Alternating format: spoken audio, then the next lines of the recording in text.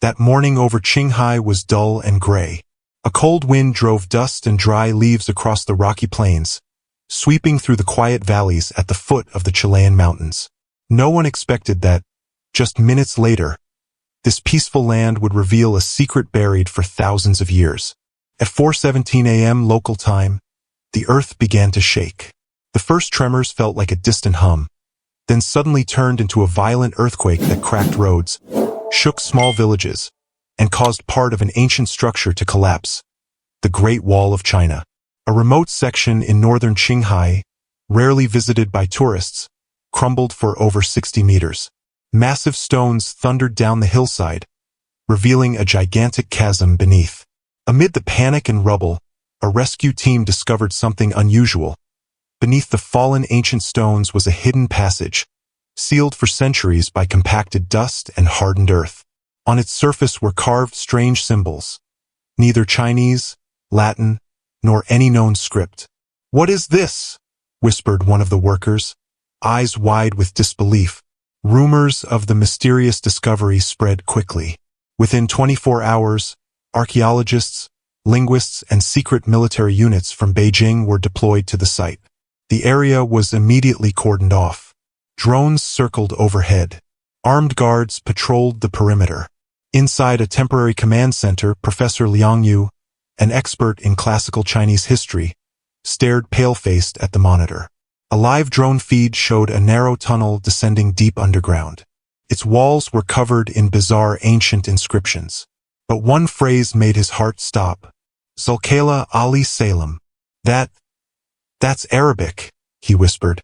That's the name of a prophet. The room fell silent.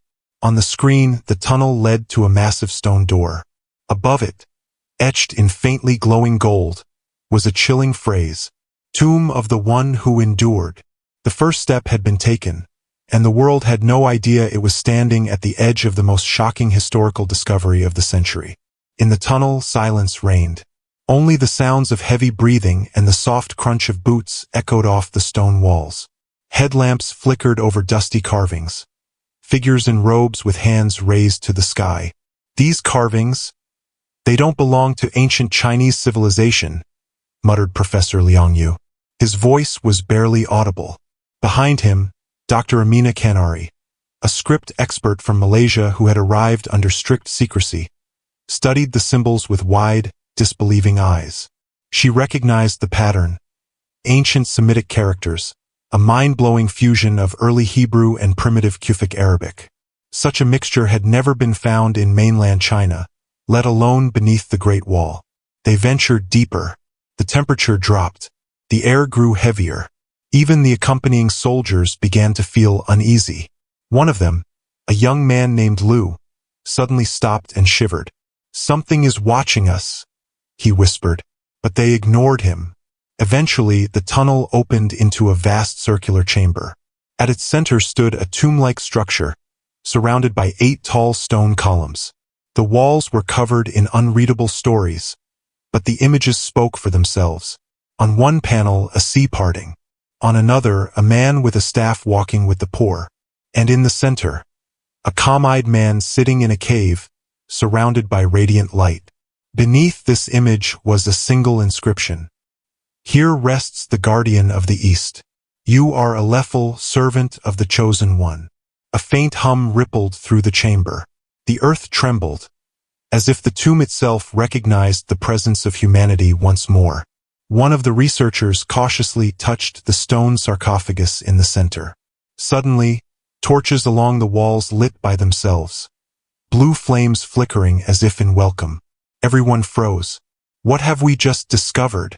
Amina whispered, her eyes full of emotions she couldn't explain. Liang didn't answer.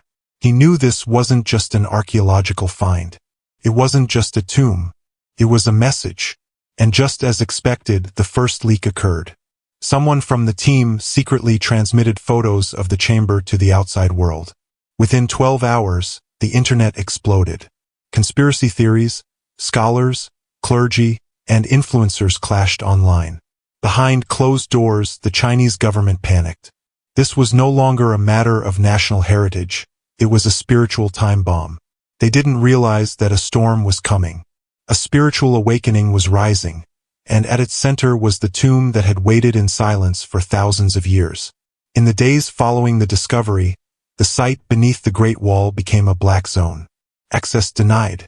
Communication signals to the satellites were restricted. The transmissions jammed. But the outside world already knew. A handful of leaked images had gone viral, spreading curiosity, fear, and awe across the globe. Inside the tomb, Lieni sat cross-legged before a small stone chest that had just been uncovered. Inside lay ancient scrolls, neatly wrapped in crimson and gold cloth, remarkably intact despite being buried for millennia. Dr. Amina Sari carefully unwrapped the first scroll. The writing was not only in early Arabic but interwoven with symbols she had never seen before.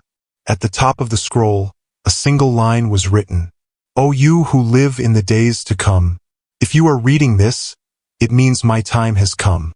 Her hands trembled as she read further. The message spoke of a chosen servant sent to the Far East to deliver the truth before the gates of time were sealed. The prophet Dhu Aliful, mentioned only briefly in ancient scriptures, was revealed to have traveled to a land untouched by divine revelation, the land of the dragon. The scroll contained a prophecy. It spoke of a great earthquake in the mountains, of the wall of paradise cracking, of people lost in material darkness, searching for light in unexpected places. And in the final line, 30 million souls will awaken from their slumber. Lien turned to Amina. Is this a prophecy? Or is it happening right now? Amina slowly nodded. We didn't just discover a tomb. We uncovered a message meant for our time. Outside the cave, thousands had begun to gather near Qinghai. Despite government warnings, they came, not as tourists, but as if drawn by a force they could not explain. One by one, people began reporting the same dream. A man in white garments, glowing with soft light, calling to them in a language they did not understand, yet felt deeply. Return to the one before the gates close. Major news outlets ran headlines. Prophet's tomb discovered beneath the Great Wall. End of an era? Could China be the lost eastern land mentioned in scripture? Search queries about Islam and the Prophet Dhu Aliful exploded across China. Quran apps shot to the top of download charts. Thousands flocked to local mosques seeking answers. Some wept upon hearing the opening verses of the Quran. Meanwhile, the final scroll was unsealed. It bore only a single phrase. The veiled shall see, the blind shall know. The time has come for truth to rise again from the east. Lien closed his eyes. He could feel it. The world was shifting. And this was only the beginning.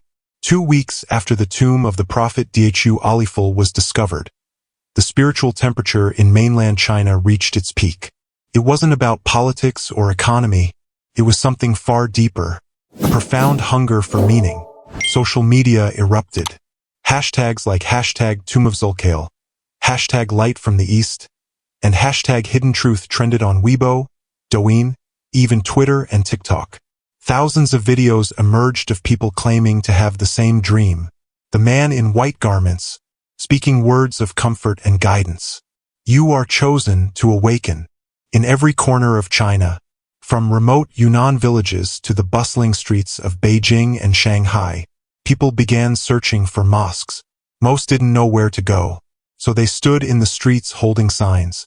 I want to know who Zulkale is. Mosques that had once been quiet and nearly empty were now overflowing. Local imams tried to answer questions, offer Qurans, and guide thousands, many of whom began weeping without understanding why. Upon reading the opening verses of Surah Maryam, Surah Al-Kahf, and Al-Baqarah, within days conversions surged, not by hundreds, but by hundreds of thousands. Then millions, people who had never considered religion, were suddenly drawn to the light of truth. In a high-security government advisory chamber in Zongnanhai, Beijing, officials began to panic. What is happening? Asked a high-ranking official, his face pale. This is no longer a social phenomenon, replied General Tang, a top military leader. This is a spiritual awakening we cannot stop. But in the shadows, a secret group known as the Obsidian Circle, a global network long guarding the world's ancient hidden truths, grew deeply disturbed. They knew, if the messages from the tomb spread, it would shatter the very foundations of their control. This site must be sealed. Every record, every trace of it, destroyed, said an anonymous voice during a covert meeting in Geneva. Before more people awaken. Meanwhile, in a small village near the tomb, a young man named Wei Zhen, an orphan with no religious background, experienced something he couldn't explain. In his dream, he walked through a vast desert. A man in white garments took his hand and said, "In your hand is the key. When the time comes, read the verse, and the light will spread." Wei woke up in tears. He opened a small booklet he had picked up at the local mosque. His hands shook. On the first page was written, Aleph, Lam, Mim. This is the book in which there is no doubt. His heart pounded as he read the words. A surge of uncontainable energy washed over him. He realized he too was part of this great story. 2 months after the discovery of the tomb, reports showed over 30 million people in China had embraced Islam. The phenomenon was dubbed by major media outlets as the Great Awakening of the East. But as millions celebrated, forces worked in secret, forces willing to do anything, to destroy the revealed truth. The Obsidian Circle was no longer just erasing the tomb's traces. They were preparing for something far worse, a global rise of truth. And as night fell over the site of the tomb, it had only just begun. Whispers stirred, echoes of the past. Ancient texts revealed themselves, and in the heart of China, a quiet revolution of faith began to unfold. A battle between truth and suppression had started.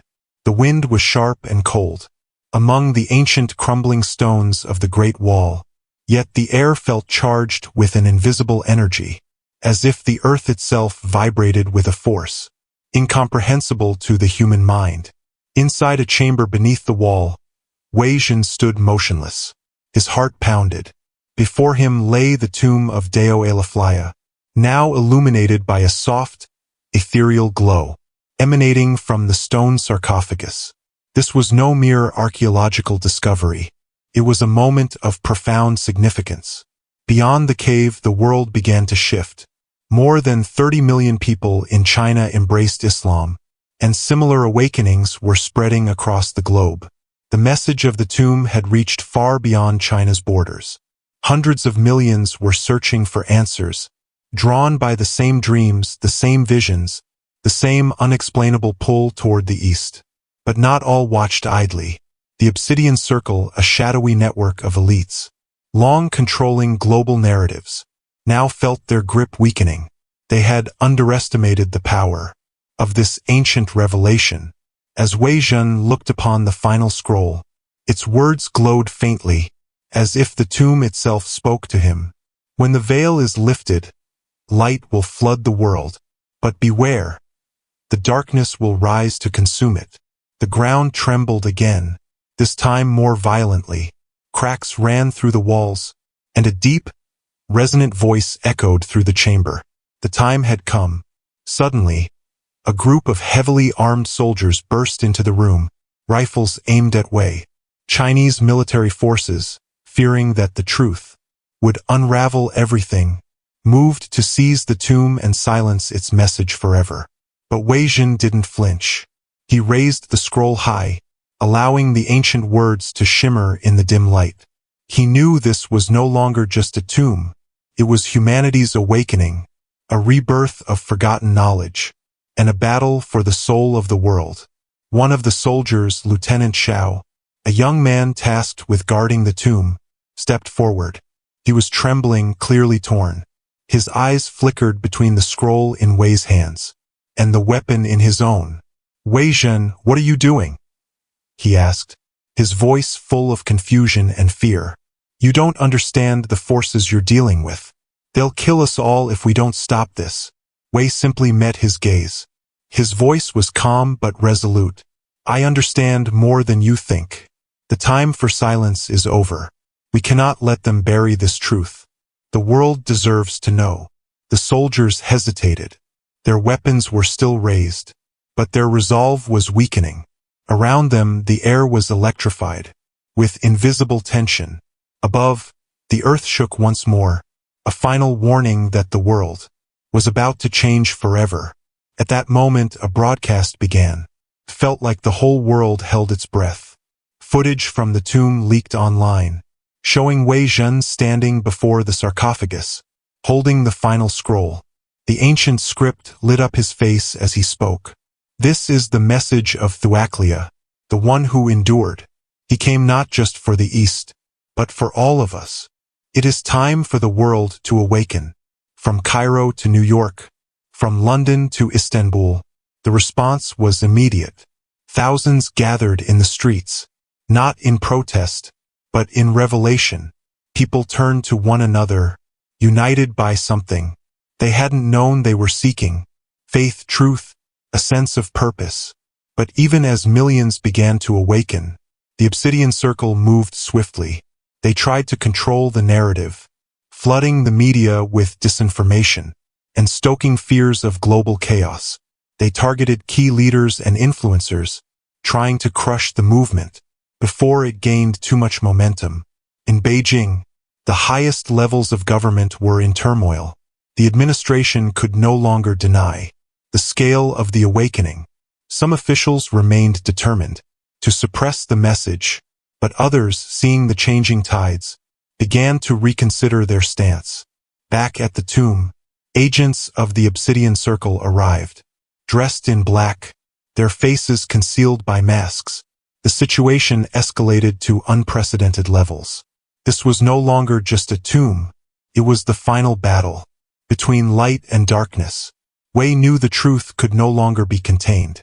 He looked at the final scroll one last time, and read aloud the closing line. And when darkness tries to extinguish the light, it will be the East that rises to show the way. At that moment, the ground shook once more, and the entrance to the tomb sealed itself, locking the truth inside. But the message had already been sent. The world had heard. The world had changed. China, once an impenetrable fortress, was now opening up, engaging in discussions of faith and freedom like never before. The Great Awakening was not merely a spiritual movement.